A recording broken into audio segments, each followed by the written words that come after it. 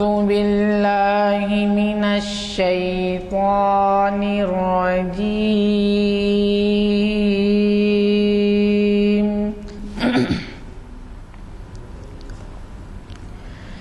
بسم الله الرحمن الرحيم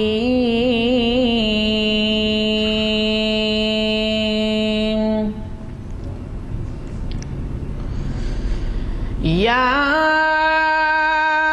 أيها الذين آمنوا لا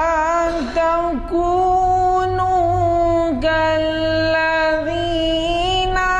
آذوا موسى لا تكونوا كالذين آذوا موسى فبرأه الله مما قالوا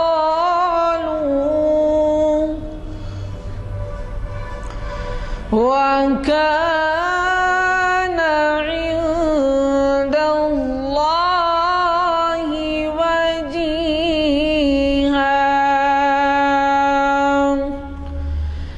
يا أيها الذين آمنوا اتقوا الله وقولوا قولا سديدا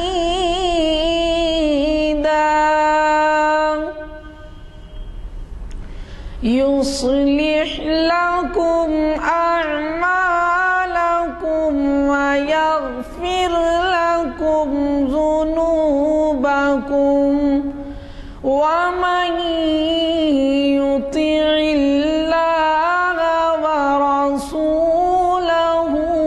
فقد فاز فوزا عظيما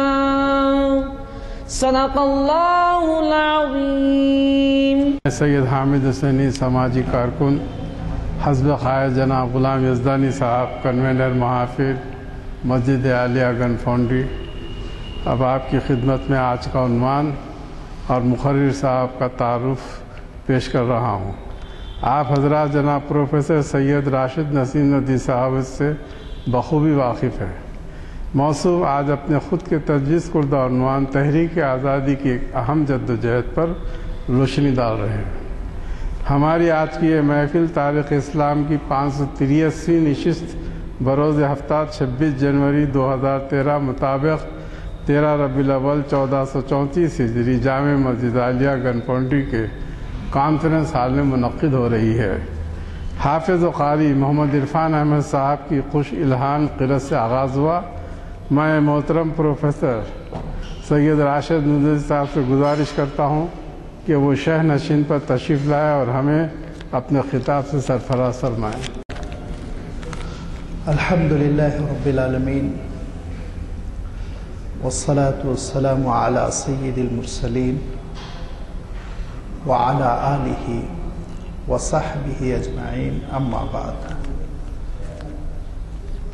فقد قال اللہ تبارک وتعالی فی القرآن المجید والفرقان الحمید اعوذ باللہ من الشیطان الرجیم بسم اللہ الرحمن الرحیم من المؤمنین رجال صدقوا ما عاهدوا الله علیہ فمنهم من قضى نحبه ومنهم من ينتظر وما بدلوا تبدیلا صدق اللہ العظیم۔ بزرگوں اور دوستو، آج جو یوم جمہوریہ کا دن ہے، 26 جنوری 2013 میں جبکہ ہم 64واں یوم جمہوریہ منعقد کر چکے ہیں اور اس کی یادگار آج صبح بنائی گئی، تو آپ اندازہ کریں 64 سال پہلے 1950 26 جنوری کو آزاد ہندوستان کا دستور منظور کیا گیا تھا، اس کو ملک میں رائج کرنے کا عہد کیا گیا تھا، اور اس دستور کے ذریعے سے اس بات کا اعلان ہوا تھا کہ اب ہندوستان کے شہری ایک آزاد ملک کے شہری کی طرح زندگی بسر کریں گے، اور دستور کی بنیاد سیکولرزم پر ہوگی، سب کو جینے کا پورا حق ملے گا۔ بڑی خوشائن بات ہے کہ ہمارا دستور انصاف کا تیقن دیتا ہے،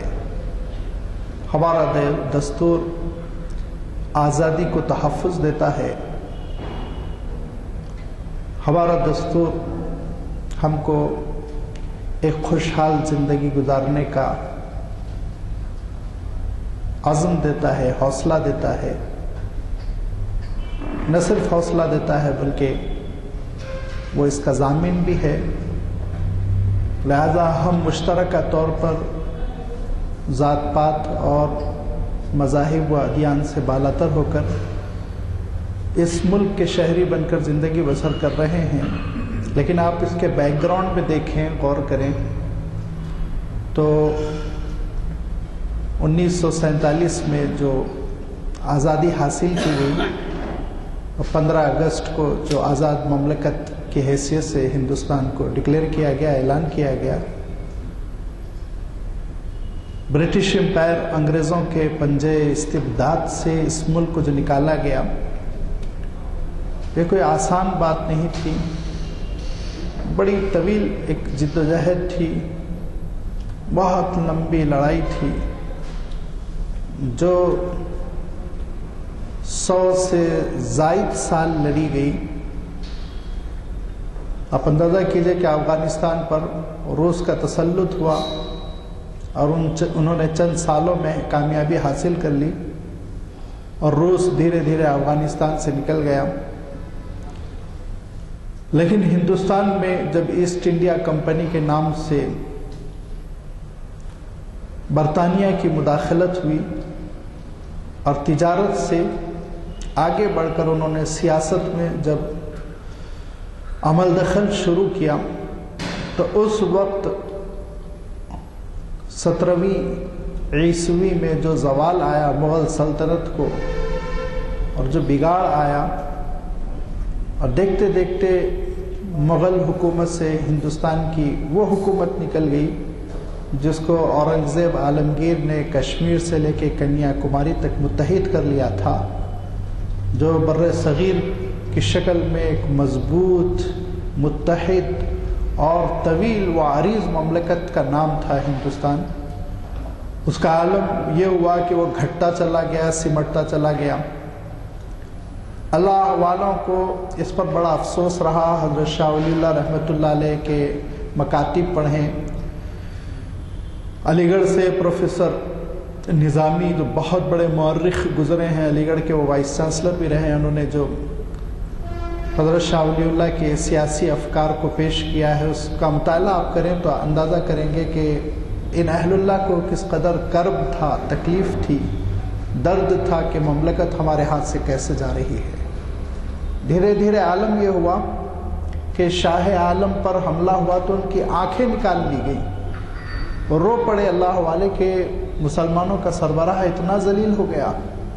بے حسی کی یہ کیفیت ہے، اور دو پیرالل قسم کی حکومتیں ہندوستان میں پنپنے لگی، بڑھنے لگی، اور انگریزوں نے ان سے بہت فائدہ اٹھایا۔ ایک مراٹھی فورس اور دوسرے سکھوں کی طاقت،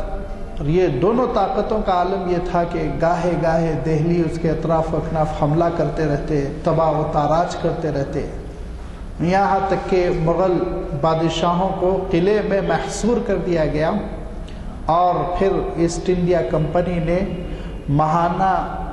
کچھ اور سالانہ کچھ غالباً 1,26,000 سالانہ وظیفہ ان کا مقرر کر کے گویا کہ وظیفہ خار بنا کر ان کو سیاست سے بالکل ہی برطرف کر دیا۔ اب اس کے بعد سے حضرت شاہ عبدالعزیز رحمۃ اللہ علیہ جو سراج الہند کہلاتے تھے اور جو حضرت شاہ ولی اللہ رحمۃ اللہ علیہ کے جانشین تھے، علوم میں بھی طریقت میں بھی، انہوں نے ہندوستان کو دارالحرب ہونے کا فتویٰ دیا۔ وہاں سے ہلچل مچی۔ اب جب دارالحرب قرار دیا گیا تو دارالحرب کے معنی کیا ہوتے ہیں؟ دارالحرب کے معنی وہ مملکت جس میں جنگ ہو رہی ہے، تو اس مملکت کی سبسڈی کھاتے ہوئے، اس مملکت کے عہدے قبول کرتے ہوئے اور ان کے فنکشنز کو سیلیبریٹ کرتے ہوئے تھوڑی جی سکتے ہیں آپ۔ اس کے معنی یا تو ہجرت کر جائیے یا پھر برسر پیکار ہو جائیے۔ چنانچہ جب شاہ عبدالعزیز رحمۃ اللہ علیہ کا یہ فتویٰ منظر عام پر آیا تو ایک ہلچل مچی، اور انگریزوں نے اس موقع پہ چابک دستی کے ساتھ مسلمانوں کو لڑانے کی کوشش کی۔ حضرت شاہ صاحب پہ قاتلانہ حملے بھی ہوئے، ان کو بدنام کرنے کی بھی کوشش کی گئی اور ان کو بہت ساری ان پر تہمتیں لگی، بیدارگی کا ان سے اظہار کیا گیا، لیکن بہرحال یہ ایک ایسی چنگاری تھی جو کہ کسی وقت بھی شعلہ جوالہ بن سکتی تھی۔ اللہ تعالیٰ نے اس کے لیے، اس کام کے لیے مقدر فرمایا تھا ایک ایسی شخصیت کو جو حسنی و حسینی تھے۔ جب حضرت حسین رضی اللہ تعالیٰ عنہ کا قافلہ کربلا میں لٹ گیا اور خواتین اور چند بچے جب بچ گئے تو اسی سے پھر جو ایک نسل پیدا ہوئی اس میں حضرت حسن مثنیٰ تھے جنہوں نے فاطمۃ الصغریٰ سے نکاح کیا۔ یہ حسن المثنیٰ جو حضرت حسین کی اولاد سے ہیں اور فاطمۃ الصغریٰ حضرت حسن رضی اللہ تعالی عنہ کی اولاد سے تھی، یہ دونوں کا جو نکاح ہوا تو ان سے جو اولاد پیدا ہوئی وہ حسنی حسینی اولاد کہلائی، اور ان میں بہت اللہ والے پیدا ہوئے۔ انہی میں کی ایک بزرگ شخصیت حضرت امیر قطب الدین مدنی رحمۃ اللہ علیہ، انہوں نے ہندوستان کا رخ کیا تھا تقریباً آج سے 700-800 سال پہلے، اور وہ دھیرے دھیرے اسلامی فوج کے ساتھ دعوتی کام کرتے ہوئے الہ آباد کے قریب کڑا مانک پور ایک علاقہ ہے وہاں پہنچ گئے، اور وہیں پر انہوں نے پھر خدمت انجام دی، وہیں ان کی وفات ہوئی، وہاں سے ان کی نسل چلی، اور اس نسل میں ایک اللہ والے بہت مشہور ہوئے اور ان کا نام شاہ علم اللہ رحمۃ اللہ علیہ ہے، اور انہی کی نسل میں ایک لڑکا پیدا ہوا، اس لڑکے کا نام سید احمد رکھا گیا۔ ان کے والد سید عرفان بڑے علم کے دلدادہ تھے، مطالعے کے بڑے خوگر تھے، وہ پڑھنے لکھنے پہ بڑی توجہ دیا کرتے تھے، کیونکہ یہ شاہ علم اللہ رحمۃ اللہ علیہ کا خاندان بیک وقت دو چیزوں کا سنگم تھا، ایک علمی کام، دوسرے میدانی کام، دعوت و اصلاح کام۔ تو یہ چاہتے تھے کہ ان کے گھر یہ پیدا ہونے والا لڑکا یہ بھی آگے چل کے اپنے خاندان کے اسی انداز کو، اسی دستور کو لے کر چلے۔ جب 4 سال کے ہوئے اور مکتب میں داخل کیا گیا تو بچے کا دل پڑھنے لکھنے میں نہیں لگتا تھا، قرآن مجید کی آیتیں تو یاد ہو جاتی تھیں اور صورتیں انہوں نے یاد کر لی، لیکن پڑھنے لکھنے کی جو اور چیزیں ہوتی ہیں، رسم مکتب جس میں املا لکھیے، جس میں کچھ حساب پڑھیے، جس میں کچھ منطق پڑھیے، کچھ فلسفہ پڑھیے، وہ سب سے ان کا دل اکھڑا ہوا، اور اساتذہ محسوس کرتے تھے جیسے کہ اس بچے کا دل ہی نہیں لگتا۔ تو والدین کی خدمت میں بات رکھی گئی کہ یہ جو لڑکا ہے سید احمد یہ پڑھائی میں بہت زیادہ توجہ نہیں کرتا۔ خاندان کے بزرگوں نے کہا کہ پھر آپ زیادہ اصرار نہ کریں، مارم پیٹی ہو سکتا ہے کسی اور میدان میں جوہر کھل جائے، ہم پر جو تعلیم کا نظام مسلط کر دیا گیا ہے وہ تعلیم کا نظام در حقیقت بہت زیادہ جاندار اور بہت زیادہ پائیدار نہیں ہے۔ انسان کی الگ الگ صلاحیتیں ہوتی ہیں،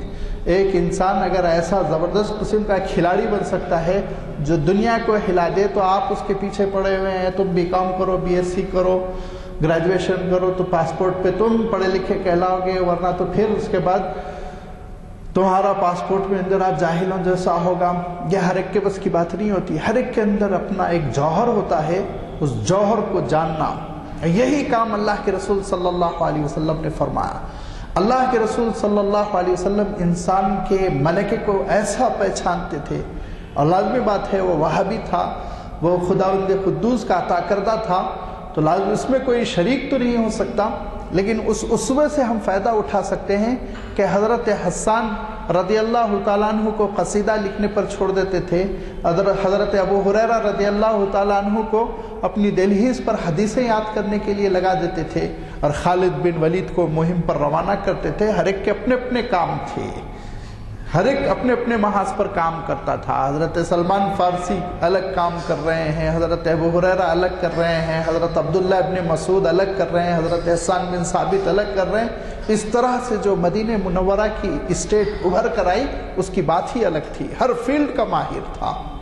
ہمارے پاس ہوتا یہ ہے کہ لڑکے کے اندر صلاحیت تو شعر و شاعری کی ہے، زبردستی خاندان اس کو ڈاکٹر بنا دیتا ہے۔ اب جو پیشنٹ آتا ہے اس کو ڈاکٹر صاحب اشعار سنا سنا کے بیچتے ہیں، شفا کہاں سے ہوگی؟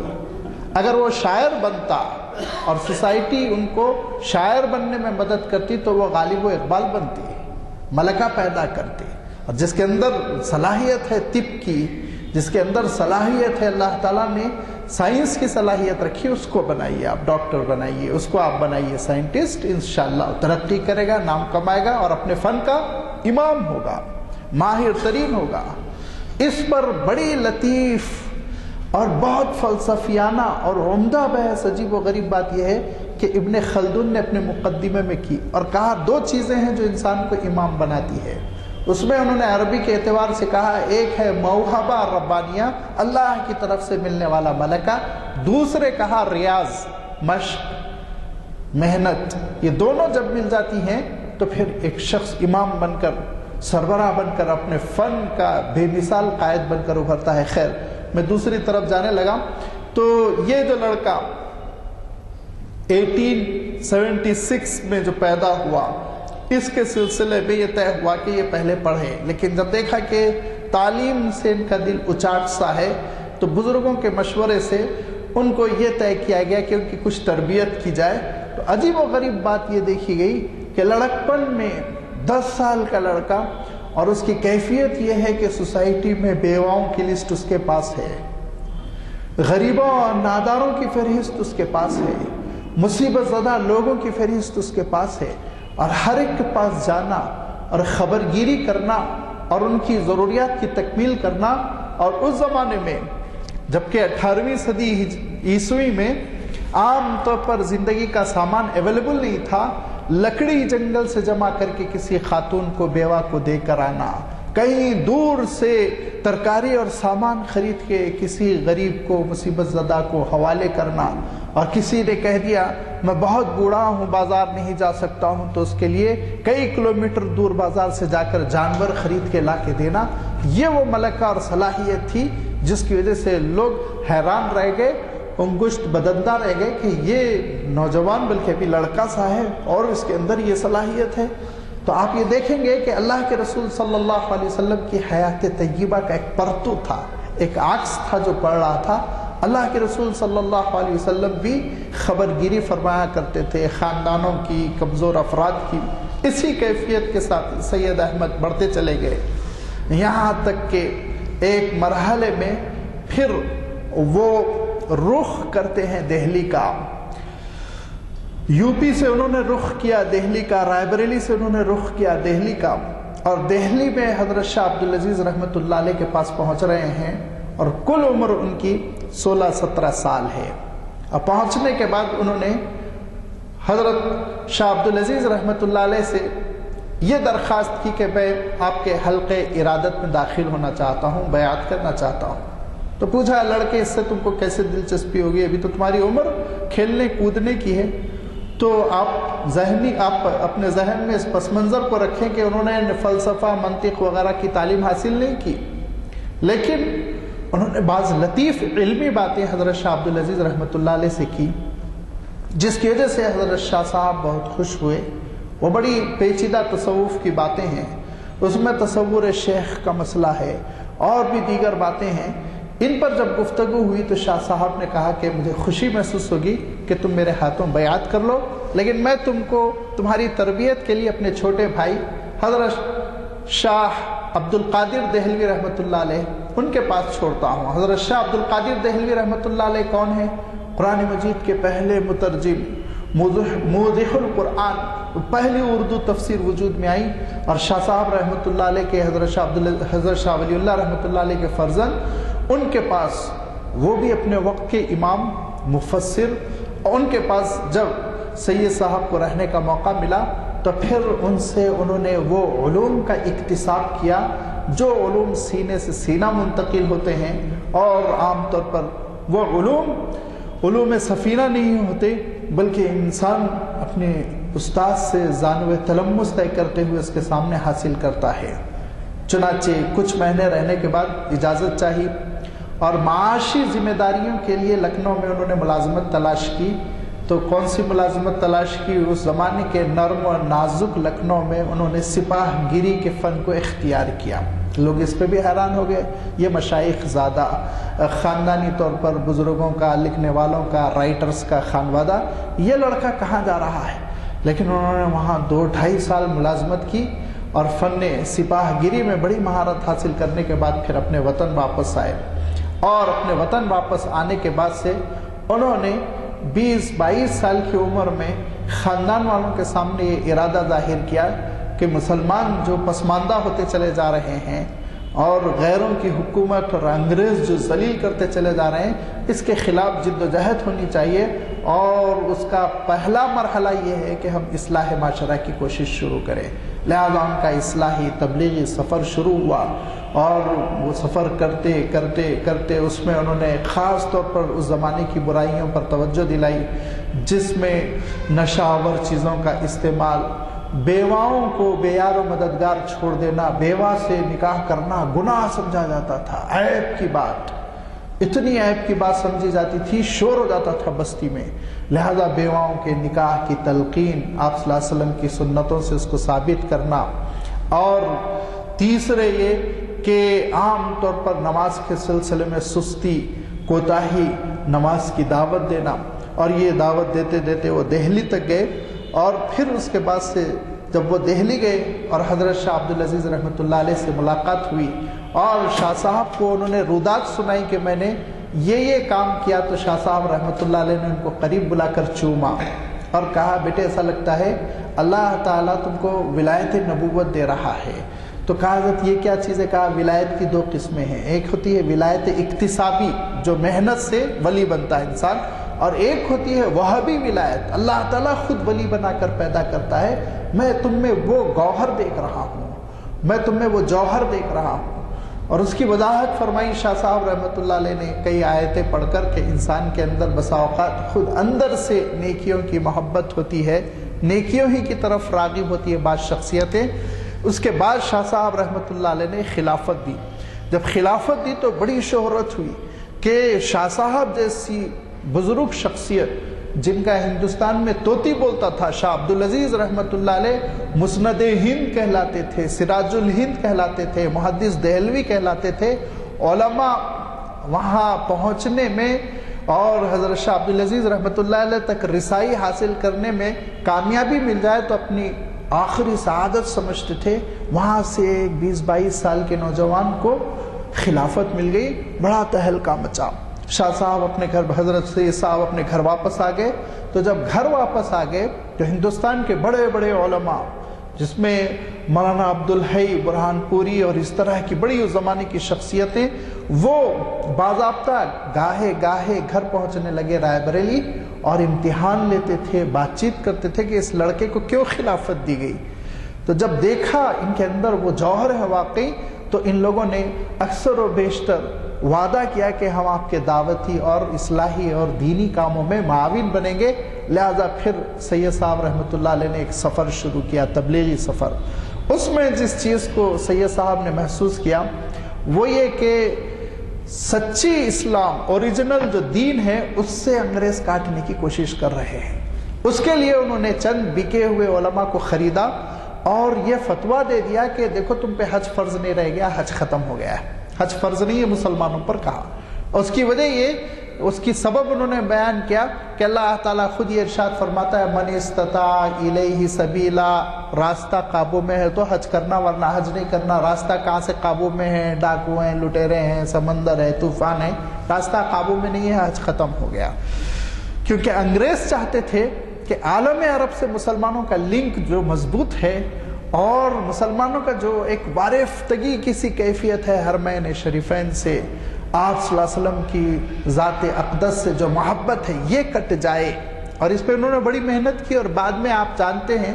कि 100 साल के बाद उन्होंने एक कामयाब तदबीर अपने तय, वो समझ रहे थे कामयाब, एक कामयाब तदबीर उन्होंने ये की कि गुलाम अहमद कायदियानी को नबूवत के नाम से खड़ा किया ताकि लोकल नबूवत हो जाए और आलम इस्लाम से इनका रिश्ता कट जाए। कौन सी साजिश नहीं थी जो इन अंग्रेज़ों ने न रचाई हो, लेकिन अल्लाह ताला मुसलमाना ने हिंद की इज्जत और आबरू का ऐसा मुहाफिज रहा कि इस्लाम से जो हिंदुस्तान के मुसलमानों का अल्हम्दुलिल्लाह ताल्लुक़ है वो हम सब के सामने जाहिर है, उस पर हम फ़ख्र भी करते हैं और उसी पे जिएंगे, उसी पे मरेंगे, आज़म भी करते हैं। चुनाचे रूह फूकी सैयद अहमद शहीद रहमतुल्लाह अलैह ने कि हज करना है, हज का फरीज़ा कलादम नहीं हुआ। अब जब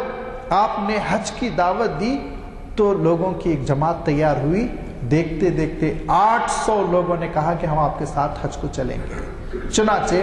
800 लोगों के इस कारवान को लेकर धीरे धीरे सैयद साहब हज के लिए रवाना हुए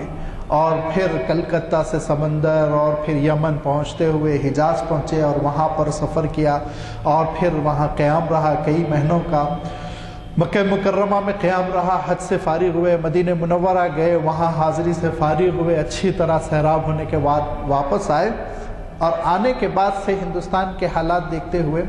वहाँ जो आज राजस्थान में एक इलाका पड़ता है टोंक, वहाँ एक इस्लामी रियासत थी जैसे दक्कन में थी उसी तरह, और नवाब अमीरुद्दीन उसके जो है सरबराह थे, वो अफ़गानी पठान थे और उनके अंदर इस्लामी ग़ैरत बहुत थी। सैयद साहब उनके साथ 6 साल रहे और अंग्रेज़ों से उस ममलकत को बचाने की, रियासत को बचाने की पूरी कोशिश की। लेकिन आप सोचिए वो बेचारे ऐसे थे जैसे जजीरे में हों, चारों तरफ से अंग्रेज़ी हुकूमत उनको सता रही थी और कत्ल व गारतगिरी से धमका रही थी और मराठों और सिखों से ऐसा डरा रही थी कि उन्होंने मुसालहत ही में आफियत समझी। सैयद साहब को बहुत बुरा लगा, वो कह रहे थे हम मर जाएंगे मगर ये अंग्रेज़ों से हम सुलह नहीं करेंगे। लेकिन नवाब साहब ने सुलह कर ली तो सैयद साहब दिल बर्दाश्ता होकर घर आ गए। फिर उसके बाद से सैयद साहब ने खुद इरादा किया कि इन अंग्रेज़ों के ख़िलाफ़ जिद्दोजहद होनी चाहिए, ऐलान जिहाद किया। ऐलान जिहाद के साथ सैयद साहब रवाना हुए और फिर जो सफ़र उन्होंने किया सैकड़ों किलोमीटर का, तो लोगों को जमा करते करते करते करते पेशावर तक पहुँचे, अफ़गानिस्तान तक पहुँचे और अफ़गानिस्तान में अफ़गान कबीलों ने, पठान कबीलों ने ये कहा कि हम आपके हाथ बयात करते हैं, हम आपको अपना इमाम मानते हैं, इस्लामी सल्तनत कायम कर दी जाएगी। चुनाचे इस्लामी सल्तनत कायम की गई और उसके बाद सैयद साहब वहाँ से वापस आए तो लोगों ने बिलखुसूस वो जो कबीलों का निज़ाम राइज था, आज भी राइज है वहाँ पर, उसमें बहुत सारी ऐसी चीज़ें थी जो इस्लामी निज़ाम के ख़िलाफ़ पड़ती थी। इस्लामी निज़ाम उनको ख़त्म करना चाहता था। जैसे जो बड़ा ज़मींदार होता वो अपनी लड़की को जायदाद ना जाए ये कह के लड़की का निकाह कुरान से कर देता था। लड़की का निकाह कुरान से, यानी कुरान शरीफ तुम पढ़ते हुए मर जाना ताकि दामाद की तरफ जायदाद न जाए। सोचिए आप, ऐसे ही निकाह करने के बाद कभी कभी दामाद को एक्सप्लॉइट किया जाता था कि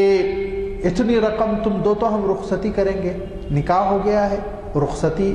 और उसके आप ये ऐसा न समझें कि ऐसे ही है घर में पड़ी हुई, नहीं, उसके लिए कत्ल व गारतगिरी हो रही है। एक कबीला दूसरे कबीले पे हमला कर रहा है, मारम पीटियाँ हो रही हैं, खून बहाया जा रहा है। तो ऐसे बहुत से रस्म व रिवाज थे جس پر پابندی لگائی گئی تو وہ وہاں کے لوگوں کو بھائی نہیں اور انہوں نے بغاوت کی، اور جتنے عاملوں کو مقرر کیا گیا تھا اور جتنے خادموں کو مقرر کیا گیا تھا ان سب کو شہید کر دیا گیا۔ سید صاحب کو اطلاع ملی تو آپ نے دوسرا سفر شروع کیا۔ یہ دوسرا سفر افغانستان سے ہوتے ہوئے کئی علاقوں سے پھر وہ اپنے وطن تک آنا چاہتے تھے، لیکن اب انگریزوں نے دیکھ لیا کہ ان کی سلطنت اور ان کے ماننے والے بہت بڑھتے جا رہے ہیں، تیزی سے بڑھتے جا رہے ہیں، لہذا انگریز سلطنت نے اپنی ذہانت سے کام لیتے ہوئے سکھوں کو آمادہ کیا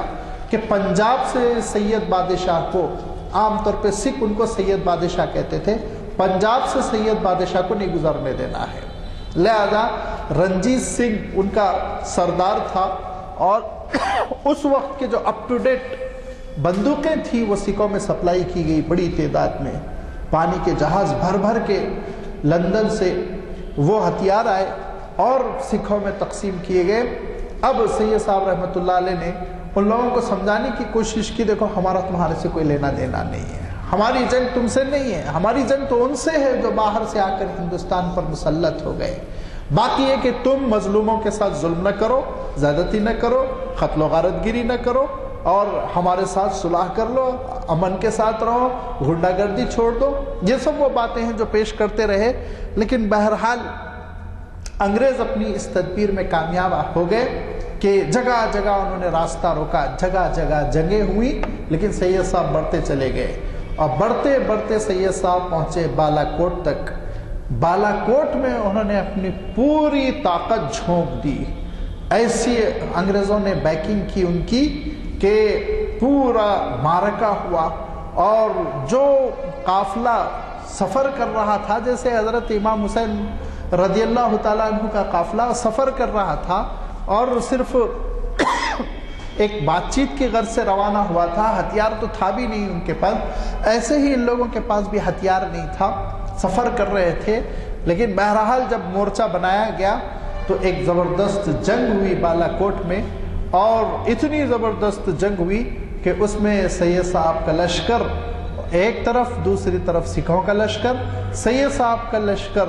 وہ چند ہزار اور سکھوں کا لشکر عالم یہ کہ وہ کئی ہزار، 20-25 ہزار پر مشتمل، انہوں نے چاروں طرف سے گھیرا اور دائرہ تنگ کرنا شروع کیا، اور پھر لڑتے لڑتے یہاں تک کہ 1831 کو سید صاحب رحمۃ اللہ علیہ پر ایسا زبردست حملہ ہوا کہ وہ شہید ہو گئے اور ان کے جسم کے 2 ٹکڑے کر دیے گئے۔ پورا قافلہ تہس نہس ہو گیا،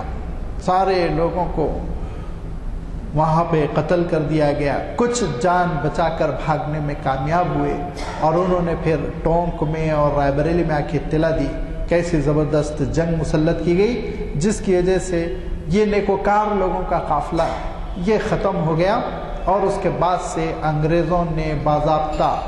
امرتسر میں رنجیت سنگھ کی مدد کر کے ایک جشن بنوایا، توپوں کی سلامیاں اور ایک شور تھا جو بہت دنوں تک جشن کی شکل میں امرتسر میں بنایا گیا، کیونکہ انگریز سمجھ رہے تھے کہ اب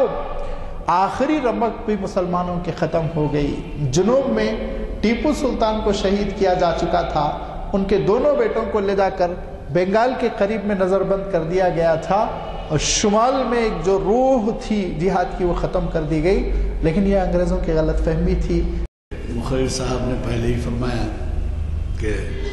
ہم یوم جمہوریہ منا چکے ہیں آج، اور اس پس منظر میں انہوں نے ہمیں استفادے کا موقع دیا، ہماری تاریخ آزادی کو دہرایا اور ایسی ایسی معلومات فراہم کی جس کے بارے میں ہم کو پڑھنے کے لیے موقع نہیں ملتا۔ ہمیں خوشی اس بات کی ہوتی ہے ہمیشہ کہ جب ہم مقررین سے عنوان مانگتے ہیں تو وہ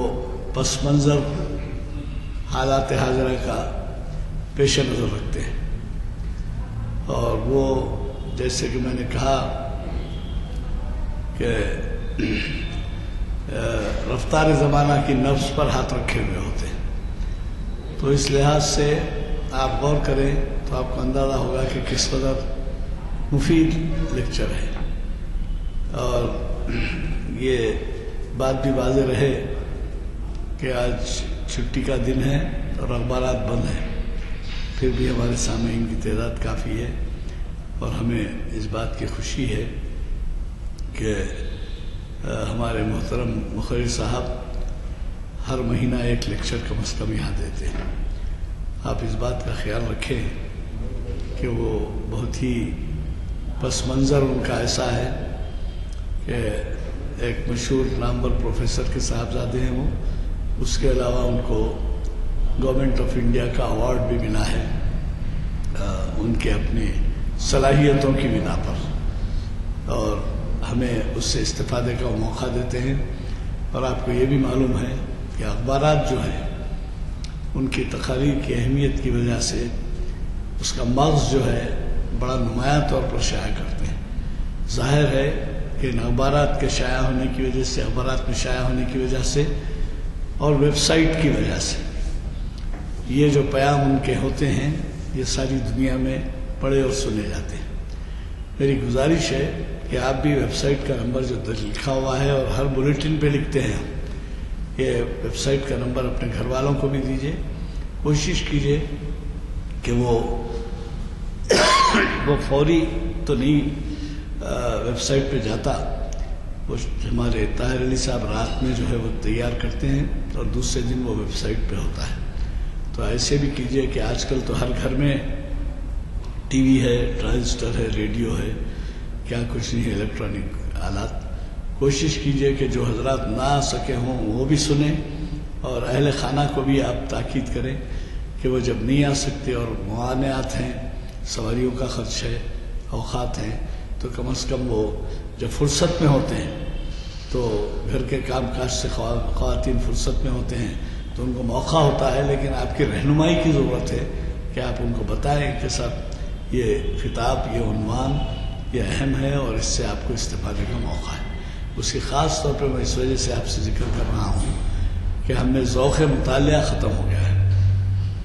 وہ ذوق مطالعہ تھا جس کی وجہ سے بڑے بڑے کتب خانے قائم ہوئے، اور وہ کتب خانوں کے اندر شاید ایسے بھی موقع آتے تھے کہ بیٹھنے کو جگہ نہیں ملتی تھی اور پڑھنے کے لیے جو ہے اتنی بھیڑ ہو جایا کرتی تھی۔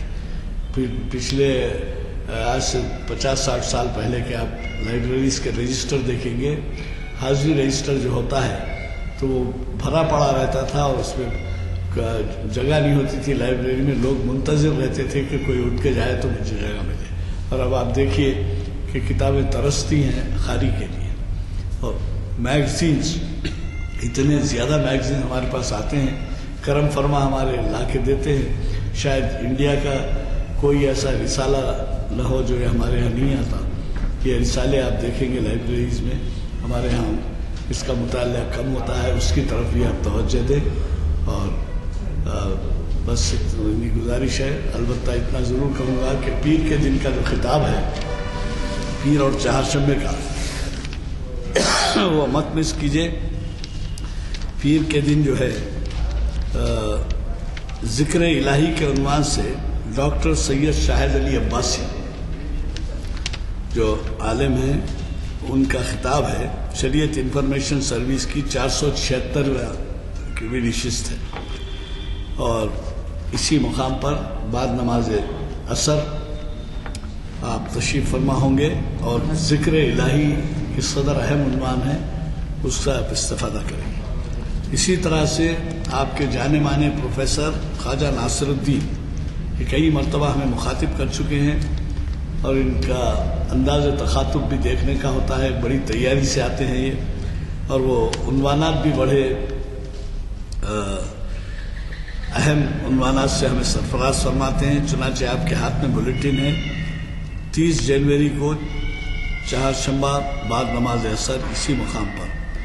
عنوان فکر زندہ رول اور عصر حاضر، پروفیسر خواجہ ناصر الدین محفل اقبال شناسی کی 699ویں نشست کو مخاطب کر رہے ہیں، اور ہماری 700ویں نشست اللہ کے فضل سے اس کا بھی پروگرام بن رہا ہے، آ جائے گا آپ کے سامنے، اردو ہال میں ہوگی، اس کو بڑے پیمانے پہ ہی منایا جا رہا ہے، اور وہ ہے 6 فروری کو۔ اب اگلی نشست کے بعد کی جو نشست ہے وہ 700ویں نشست ہے۔ میں چونکہ دعا ہو چکی ہے، میں گزارش کرتا ہوں کہ محفل کے ختم کرنے کا